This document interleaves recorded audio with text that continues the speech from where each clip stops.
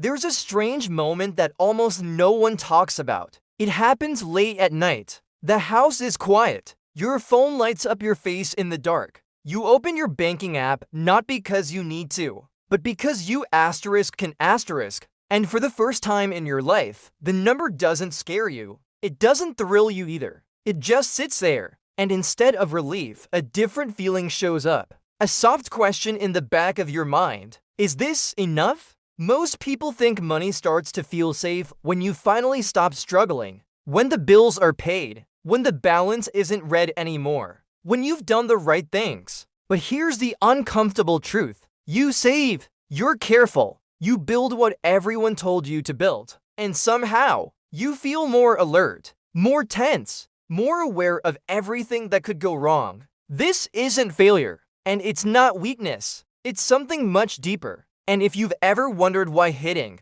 certain money milestones didn't calm you down the way you expected, this is about you. Let's talk about the moment right before money feels safe. Not the dramatic collapse, not the rock bottom story, the quiet middle, the phase where nothing is technically wrong, but your nervous system doesn't believe it yet. You go through your day like a responsible adult. You show up to work. You answer messages. You make plans for next month. But somewhere underneath all of it, there's a low hum of vigilance. You notice every strange sound your car makes, every email from your landlord, every unexpected calendar reminder. Not panic, just readiness. Like you're always bracing for impact. You don't talk about it because, on paper, you're doing fine. Better than fine, maybe. So complaining feels wrong. You tell yourself to be grateful. You tell yourself other people have it worse. And yet, when you imagine something breaking, or needing to replace something, or time off work,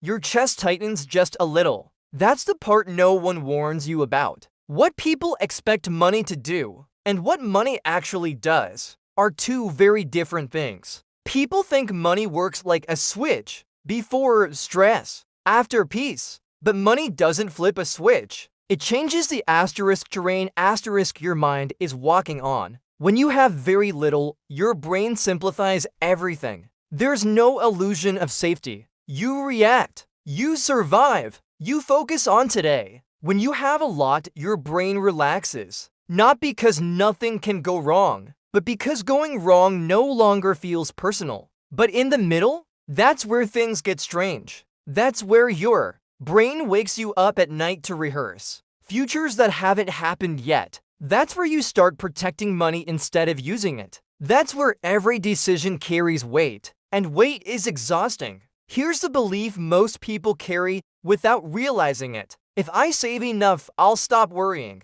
But worrying isn't a math problem. It's a safety problem. Your mind doesn't care how responsible you've been. It cares whether it feels contain asterisk. And until it does, it will keep scanning. That's why small improvements feel huge at first, then strangely disappointing. You think you've arrived somewhere, but your body hasn't caught up yet. It's like moving into a new house after years of instability. The walls are solid, the doors lock, but you still listen for footsteps in the hallway. Not because anything is wrong, but because you've learned to. This is where many people quietly turn on themselves. They assume something is broken. Why am I still anxious? Why don't I feel proud? Why doesn't this feel like relief? So they push harder. More discipline, more restriction, more control. They grip the money tighter, hoping that certainty will come from holding on. But control doesn't create safety. It creates vigilance.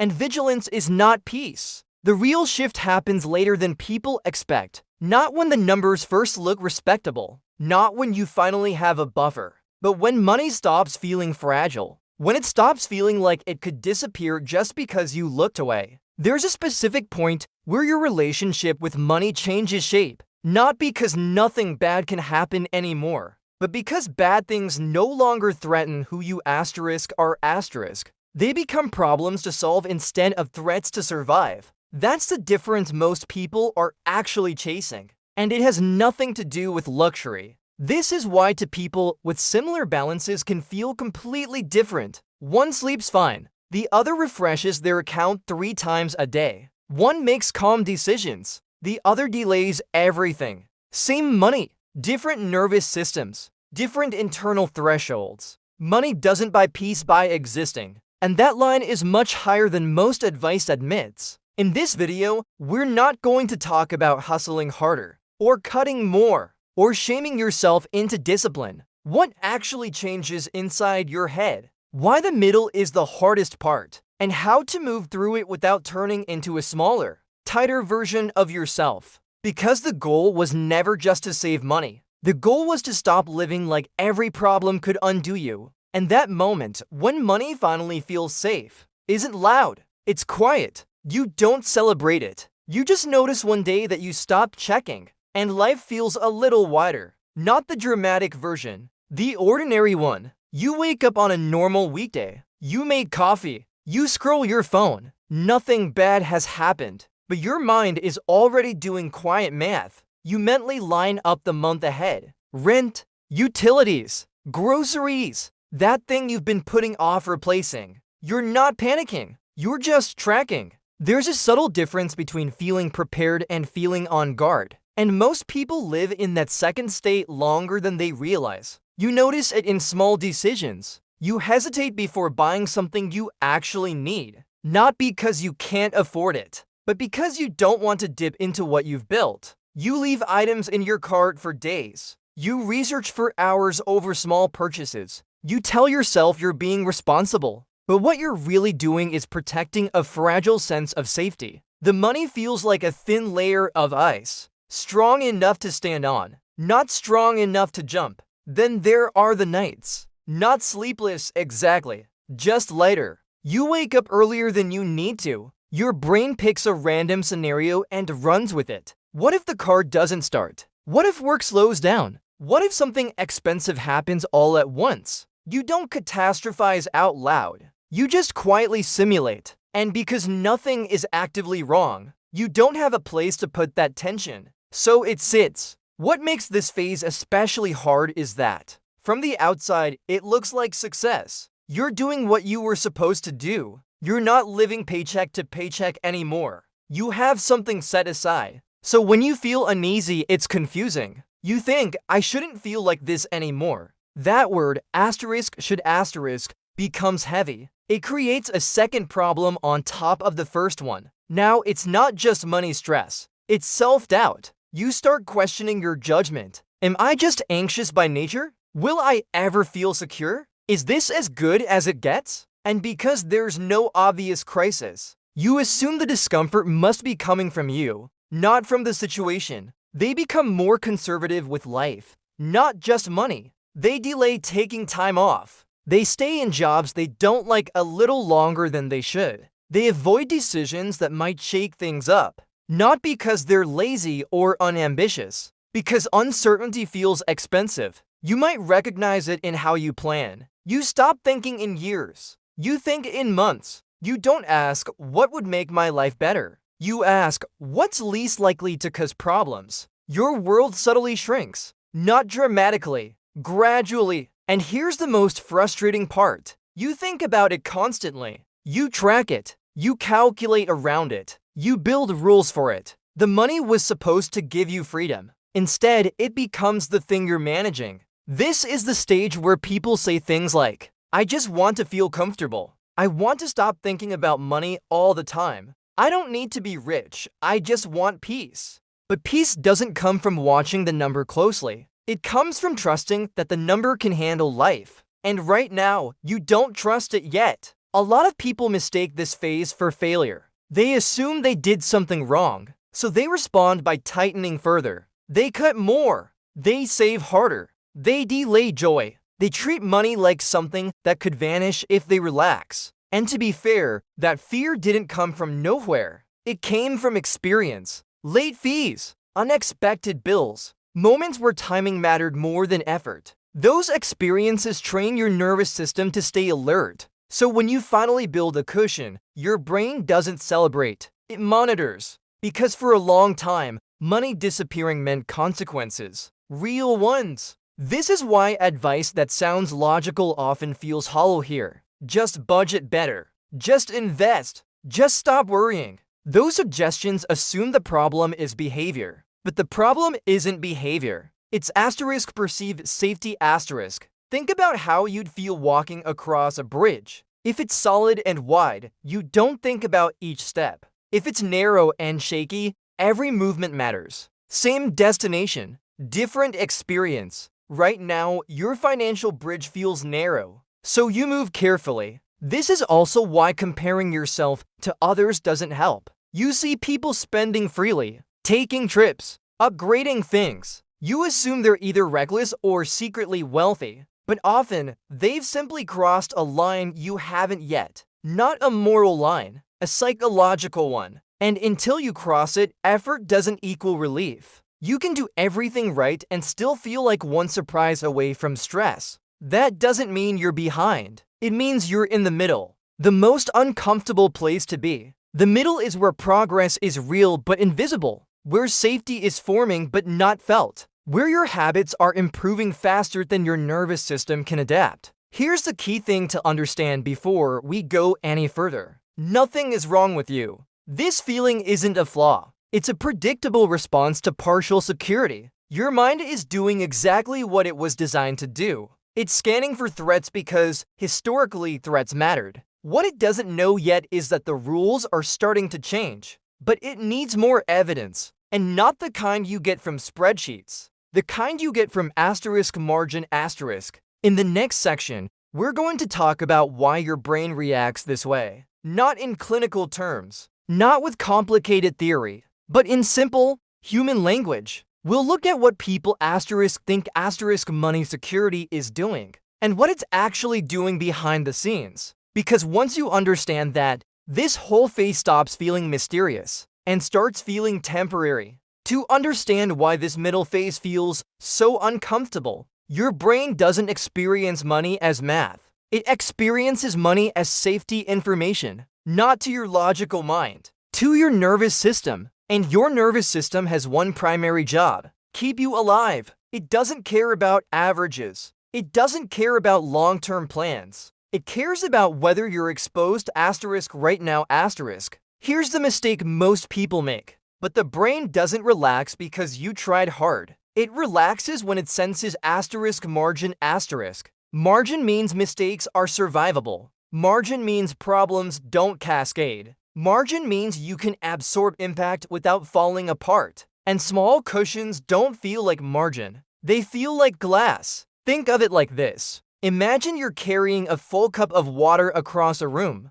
If the cup is filled right to the edge, every step requires focus. You move slowly. You tense your muscles. Not because you're weak, because there's no room for error. Now imagine the same cup, only half full. You can walk normally. You can turn your head. You can breathe. The amount of water didn't change how responsible you are. It changed how asterisk forgiving asterisk the system is. Money works the same way. When your savings are thin, your brain treats life like that full cup. Every unexpected thing feels dangerous. Not because it's large, but because it stacks. Your mind doesn't think in isolated events. It thinks in sequences. If this happens, and then that happens, then what? That's not anxiety. That's pattern recognition. What people asterisk think asterisk is happening is this: I'm worried because I don't trust myself. What's actually happening is this: I'm worried because I don't trust the buffer yet. There's a big difference. One is a character flaw. The other is a system problem. Your brain learned its rules during periods of instability. Times when one problem led to another. When timing mattered. When money leaving your account created real consequences. So now, even when things are better, your brain is cautious. Not because it's broken, because it's experienced. Here's another piece people rarely talk about. Security isn't linear. Going from nothing to something feels amazing. Going from something to a bit more often feels worse. Why? Because awareness increases faster than safety. When you had very little, you didn't have much to protect. You expected things to be hard. So your brain zooms out. It starts seeing the full landscape of possible problems. That awareness is new, and it's heavy, not because you're regressing, but because your brain has unlocked a new level of responsibility. Now there's something to lose. There's also an identity shift happening underneath all of this. You're no longer the person who's just getting by, but you don't feel like the person who's secure either. You're in between identities, and identity gaps are uncomfortable. Your old coping mechanisms don't fit. Your new ones aren't fully formed, so you hover. In this phase, people often become hyper-rational. They look for perfect choices. They overthink small decisions. They try to eliminate risk entirely. But the desire to eliminate risk comes from feeling underbuffered. When you don't have margin, every decision feels like it matters too much. So your brain treats everything as high stakes. This is where a subtle but important misunderstanding creeps in. People think money stress is about not having enough money, but more often it's about not having room to make a mistake, room to change your mind, room to handle things going wrong instead of one. Without room, your brain stays tight. That tightness shows up everywhere. You delay maintenance. You avoid conversations. You choose certainty over growth. Not because you don't want better, because better often involves temporary uncertainty. And uncertainty feels dangerous when your margin is thin. Here's the key psychological shift that eventually happens. At some point, money stops feeling like a single line of defense. It becomes an buffered environment asterisk. Instead of if this goes wrong, I'm in trouble. Your mind shifts to this would be annoying but manageable. Until your brain believes that problems are manageable, it will stay alert, not stressed in a dramatic way, just quietly on, like a background app draining your battery. This is why logic alone doesn't fix this. You can tell yourself you're fine. You can run the numbers. You can remind yourself you've planned. But your nervous system needs lived evidence. It needs to feel that mistakes don't cascade. That's not something you think your way into. It's something you cross into. And here's the most important part. This isn't permanent. It's a phase. A predictable, repeatable phase that happens to people who are improving their situation. If you're here, it means you've already changed something. Your external reality is ahead of your internal sense of safety. That gap will close, but only when the system becomes forgiving enough that your brain can stand down. In the next section, we're going to talk about the invisible cost of staying in this middle phase too long, not in terms of pain or failure, but in terms of time. Because the real danger here isn't that you'll mess up, it's that you'll shrink your life while waiting to feel ready. The hardest part about this middle phase isn't the stress, it's what it quietly takes from you over time. Not in dramatic losses, not in obvious mistakes, but in slow, invisible ways that are easy to miss while they're happening. You don't notice it day to day. It shows up in patterns. You delay decisions that would add complexity. You choose options that keep things predictable. You stick with good enough longer than you should. Not because you're lazy, because predictability feels cheaper than change. The cost of this isn't pain, it's time. Time spent waiting. Time spent hesitating. Time spent circling decisions instead of making them. You tell yourself you're being cautious, but caution, when extended too long, becomes a form of stagnation. Think about how many decisions you postpone in this phase. You don't upgrade something that would save you time. You don't move even though you want to. You don't take the class, apply for the role, or make the change. Each delay feels small, responsible even. But added together, they shape the direction of your life. This is the invisible cost of partial security. You're not unsafe, but you're not free either. You're living inside a narrow range of acceptable outcomes, and that range slowly trains you. Over time, your expectations shrink to match your buffer. You stop asking, what would help me grow? You start asking, what won't disrupt things? And while that sounds reasonable, it has consequences. Because growth almost always involves temporary messiness, and messiness feels threatening when margin is thin. Here's where the real cost shows up. It shows up in energy, not exhausted, just dulled. You have less curiosity, less willingness to experiment, less emotional bandwidth. You start conserving yourself. You might notice it at work. You stick with familiar tasks. You don't push back. You don't negotiate as hard. Not because you lack confidence, but because instability feels expensive. You might notice it in relationships. You avoid conversations that could change dynamics. You tolerate situations that aren't ideal. You don't rock the boat, because boats that rock feel risky when you're balancing carefully. None of this feels like failure. That's what makes it dangerous. It feels like maturity, like adulthood, like responsibility. But underneath it is fear of losing balance. And the longer you stay here, the more normal it feels. You adapt to the tension. You stop noticing the tightness in your chest. You stop noticing how often you check. You stop noticing how much mental space money occupies. Until one day, you realize you've been holding your breath for years. This is where people get stuck. Not because they don't make enough.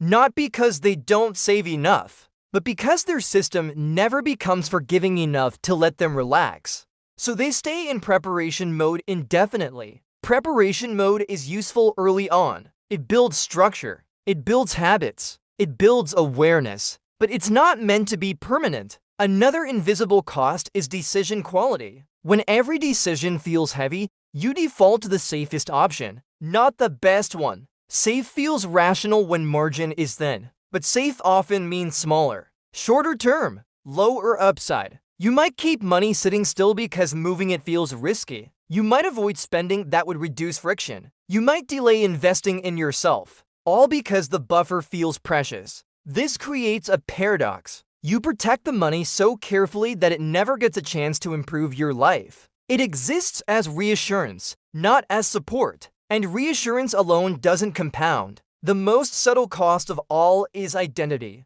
You start seeing yourself as someone who has to be careful, someone who can't afford mistakes, someone who needs to keep things under control. That identity becomes sticky. Even when your situation improves, their habits evolved under constraint. Their self-image did too. The middle phase isn't dangerous because you'll lose everything. It's dangerous because you might build a life. And those are very different orientations. None of this means you've done anything wrong. It means you're responding rationally to limited margin. But limited margin isn't meant to be permanent. It's a bridge, not a home. In the next section, we're going to talk about the turning point. The moment when this vigilance starts to loosen, not through a windfall, not through perfection, but through a shift in how safety is created. And once you cross it, your decisions start to feel lighter. Not because life gets easier, but because you finally have room.